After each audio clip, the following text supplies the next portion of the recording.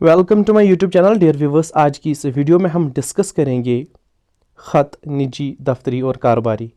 आपके model paper में question number 14 इस तरह है। इसी तरह आपके फाइनल एग्ज़ाम के पेपर में भी होगा क्वेश्चन नंबर 14।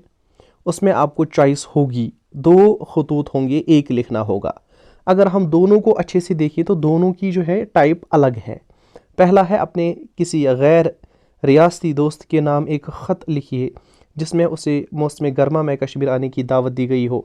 इसको हम कहते हैं निजी ख़त, ठीक है, इसको हम लेटर कहते हैं। दूसरा है अपने स्कूल के सरबराह के नाम फीस माफ़ करने की दरख्वास्त लिखिए। यहाँ आपको एप्लीकेशन लिखनी है। पहली लेटर है, दूसरी एप्लीकेशन है। पहली निजी ख़त है और दूसरा जो है इसको हम कहते हैं दफ्तरी। तो इसमें क्या होता है, दरख्वास्त का पैटर्न अलग होता है और ख़त का पैटर्न अलग होता है। इसके आपको 6 नंबरात आएंगे एग्ज़ाम में। तो ये 6 मार्क्स किस चीज़ के मिलते हैं, इसका प्रॉपर फॉर्मेट होना चाहिए। कहाँ पे क्या लिखना है वो अहम मसला है। ये मजमून नहीं है, सीधा कोई चिट नहीं लिखनी है, क्वेश्चन नहीं लिखना है। इसका एक प्रॉपर पैटर्न और मैनर होता है, वही हम डिस्कस करेंगे। तो यहाँ पे एक मेरे पास एक बेहतरीन आसान क्लासेस के लिए एक उर्दू ग्रामर है, जिसको चाहिए मैं प्रोवाइड कर सकता हूँ इसकी PDF। तो सबसे पहले हम देखेंगे दरख्वास्त। जैसे प्रिंसिपल साहब के नाम आपको दरख्वास्त लिखनी थी। दरख्वास्तें कैसे लिखते हैं हम? दरख्वास्त लिखने का कवायद जो है, रूल जो है, वो इस तरह है। पहली सत्र में अफसर का ओहदा और पता लिखा जाता है, ठीक है। फॉर एग्ज़ाम्पल यहाँ पहली सत्र है, पहली सत्र में हम क्या लिखते हैं? पहली सत्र में हम अगर हेडमास्टर को लिखना है हम लिखते हैं बखदमत, यानी किसकी खदमत में? हम बखदमत जनाब हेडमास्टर साहब, गवर्नमेंट हाई स्कूल गोहन वायलू वट जो भी इसका नाम होगा, स्कूल का नाम और पता, हेडमास्टर का जो है पोस्ट, किस पोस्ट को, किस अफसर को आप, उसका ओहदा क्या है, उसका यहाँ पे लिखना है, ऑफिस का नाम लिखना है। जैसे आप बखदमत जनाब प्रिंसिपल साहब लिखते हो, बखदमत जनाब हेडमास्टर साहब लिखते हो, जो भी आप लिखते हो वो यहाँ पे लिखना होता है पहली सत्र में, पहली लाइन में। ये आपको यहाँ पे नहीं लिखना होता है, ठीक है, सीधा यहाँ से शुरू करना होता है। फिर क्या करेंगे, फिर दूसरी सत्र में क्या करना होता है? दूसरी सत्र के दरमियान में, अगर पहली सत्र आपने, अगर ये एक बॉक्स है, पहली सत्र अगर आपने यहाँ से शुरू की यहाँ तक गई, दूसरी सत्र के दरमियान में आप क्या लिखोगे? जनाब आली, ऐसे, ठीक है। यहाँ पे आपने लिखा जनाब आली।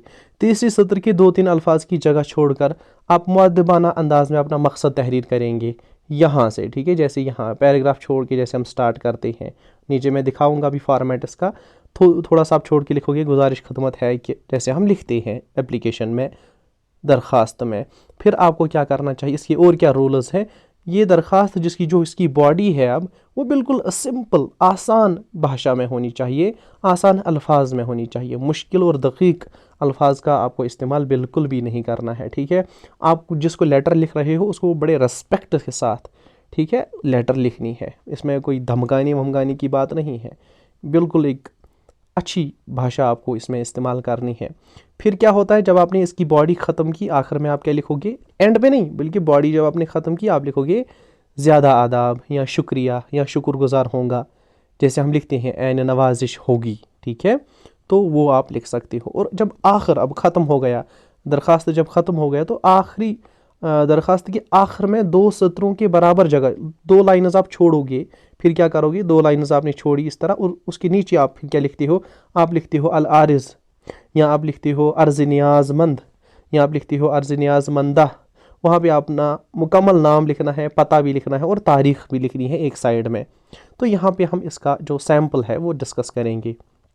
ये एक ऑप्शनल, ठीक है, ये एक दरख्वास्त है। यहाँ पे आप जैसे अगर आपको आई कोई दरख्वास्त है जो भी दरख्वास्त है हम देखेंगे। यहाँ पे हमने क्या लिखा?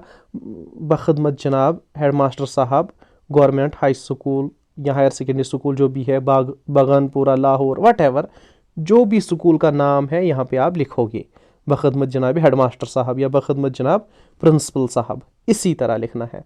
फिर यहाँ बीच में लिखना है जनाब आली, ठीक है, जनाब आली लिखना है, बिल्कुल जनाब आली ही लिखना है और कुछ नहीं लिखना है इसके बदले में। फिर यहाँ थोड़ा सा जगह छोड़ के, जैसे नया पैराग्राफ हम शुरू करते हैं, थोड़ी सी जगह छोड़ के हमने मकसद लिखा कि लिखने का मकसद क्या है, ठीक है। अगर आपको लिखना है फ़ीस माफ़ करने की दरख्वास्त, तो आप लिख सकते हो गुजारिश खदमत ये है कि मेरे वालिद साहब एक गरीब किसान है जिसकी माहाना आमदनी बहुत कम है, बाकी चीज़ें, घर का खर्चा मुश्किल से होता है, बाकी चीज़ें जो भी आपको दरख्वास्त लिखनी है आप वो इस तरह आराम से लिख सकते हो। फिर जब ये बॉडी यहाँ ये जो है इस तरह, ये पहला है एड्रेस, फिर आप इसको ग्रीटिंग करते हो, यहाँ से आप अपनी जो दरख्वास्त है इसकी बॉडी शुरू करते हो, और फिर आप यहाँ पे जब आप अपना मकसद लिख के ख़त्म करते हो आप यहाँ लिखते हो आइन नवाजिश होगी या आपकी नवाजिश होगी, इस तरह आप लिख सकते हो। और यहाँ पे इस साइड में आप लिखते हो, यहाँ हम लिखते हैं आइन नवाजिश होगी, ठीक है। या फिर अपना नाम लिखते हैं, अपना एड्रेस भी लिख सकते हैं, रोल नंबर और क्लास भी लिख सकते हैं। इस साइड में हमें क्या करना होता है, डेट लिखना होता है, बतारीख, या सीधा तारीख या बतारीख, जो भी आप लिखो, बतारीख ही लिखो बेहतर है, यहाँ पे उस दिन का डेट लिखना होता है।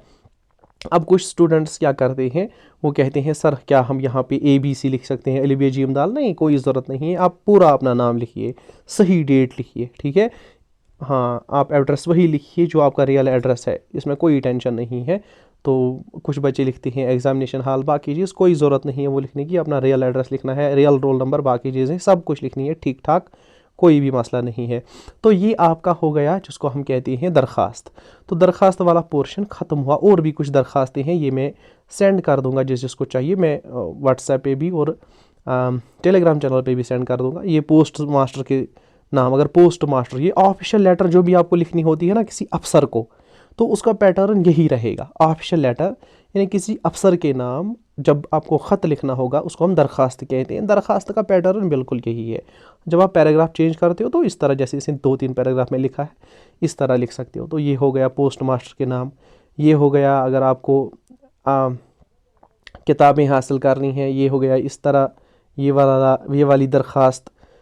अब इसके बाद क्या होता है, ख़त, जिसको हम कहते हैं निजी या दफ्तरी भी हो सकता है। ख़त जो है, ख़त आप फ्रेंड को, फैमिली मेम्बर को, पेरेंट्स को, किसी को भी जब ख़त लिखते हैं तो इसका तरीका जो है ये बिल्कुल अलग है, जिसको हम चिट्ठी भी कहते हैं, ठीक है। अच्छा, इसके जो उसूल हैं वो क्या है?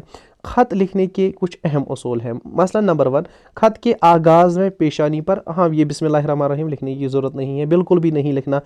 आप आंसर शीट पे कहीं पे भी बिस्मिल्लाहिर्रहमानिर्रहीम नहीं लिखना, क्योंकि क्या पता इस आंसर शीट के साथ कल क्या होगा, कहाँ पे डालेंगे, फिर पटाखों में निकलते हैं बिस्मिल्लाहिर्रहमानिर्रहीम या कुरान की आयतें। वजह यही होती है, या मजहबी जो भी चीज़ें होती हैं, वजह यही होती है कि हमने ही लिखा होता है, फिर हम भी केयर नहीं करते हैं उसकी। तो ये नहीं करोगे आप। ख़त के शुरू में क्या करोगे, ख़त लिखने वाले का अपनी मुकम्मल पता और तारीख़ दाईं तरफ लिखेंगे।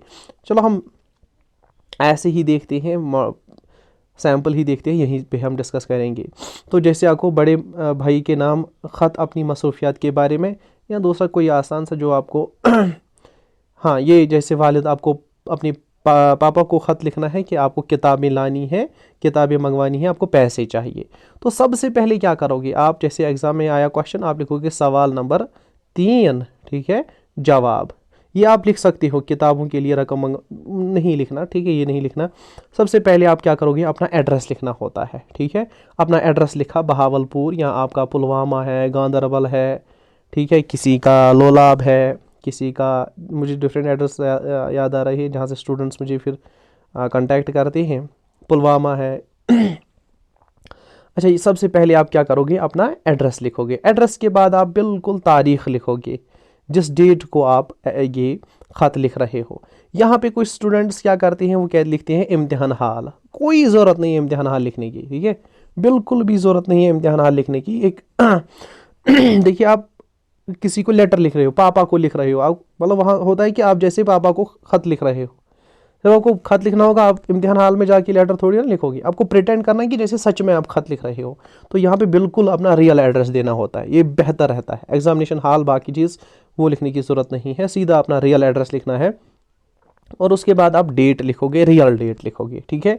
फिर यहाँ पे क्या लिखोगे, ग्रीट करोगे, आपको आपका भाई है, बहन है, दोस्त है, जिसको भी आप ख़त लिख रहे हो, आप लिखोगे प्यारे अब्बू जान। दोस्त होगा प्यारे दोस्त, प्यारे मोहन, प्यारी बहन, प्यारी अम्मी जान, प्यारे भाई, जो भी होगा उसका आप यहाँ पे ऐसे उसको ग्रीट करोगे। यानी सबसे पहले आपने एड्रेस लिखा, फिर आपने डेट लिखा, फिर आप उसको ग्रीट करोगे, फिर आपको उसको लिखोगे अस्सलामु अलैकुम, आदाब लिखोगे, ठीक है। जो भी आपकी ग्रीटिंग आप यूज़ करते हो वो सत श्री अकाल लिखोगे, जो भी आप लिखते हो वो आपको यहाँ पे लिखना है।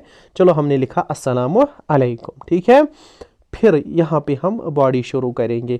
उम्मीद है कि आप खैरियत से होंगे। आपको ये सुनकर बड़ी खुशी होगी कि मैंने जमात पंचम या जमात 10th जमात 8th वजीफ़ा के इम्तहान, ये एंट्रेंस या जो भी है स्कॉलरशिप का इम्तहान है, बहुत अच्छे नंबरात लिए हैं और आपने स्कूल में अव्वल पोजीशन आई है। चंद रोज़ बाद अगली जमात की पढ़ाई शुरू हो जाएगी। किताबें ख़रीदने के लिए मुझे 2000 रुपये भेज दीजिए। अम्मी जान, भाई जान और बाजी जान सब खैरियत से हैं और आपको सलाम कहते हैं।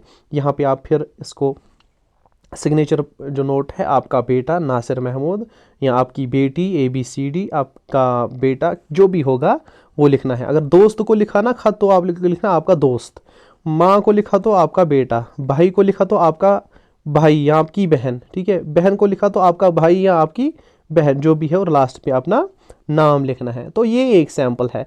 इसके अलावा और कुछ सैम्पल्स हैं। दोस्त के नाम खत है, ठीक है। फिर यहाँ पे बड़ी बहन के नाम खत है। फिर यहाँ पे छोटे भाई के नाम खत है। फिर यहाँ पे वालिदा साहिबा के नाम खत है। अच्छा, फिर यहाँ पे वालिदा के नाम खत है। सिर्फ आपको क्या करना है, सिर्फ आपको पैटर्न याद रखना है। पैटर्न क्या आता है कि कहाँ पे कौन सी चीज़ लिखनी है। आधे मार्क्स तो इसी के हैं। फिर बीच में आपको लिख देना है, जैसे आपको आता है उर्दू लिखना वैसे आप लिख दोगे। बट अदरवाइज़ इसमें अहम चीज़ जो है एग्जामिनर को जो देखना है वो ये देखना है कि क्या इसको पैटर्न का पता है या नहीं पता है। आई होप कि वीडियो आपको पसंद आई होगी। अगर पसंद आई तो लाइक कीजिए, कमेंट कीजिए और साथ ही में चैनल को सब्सक्राइब करके शेयर कीजिए बाकी फ्रेंड्स के साथ। आपसे अब रिक्वेस्ट है कि जो आपके जूनियर्स हैं उनके साथ चैनल को सब्सक्राइब कीजिए। अगर आपको लगा कि आपको फ़ायदा हुआ, बेहतरी यही है कि आप दूसरे को भी फ़ायदा पहुँचाएँ, उनके साथ चैनल को शेयर करें। Thanks for watching this video.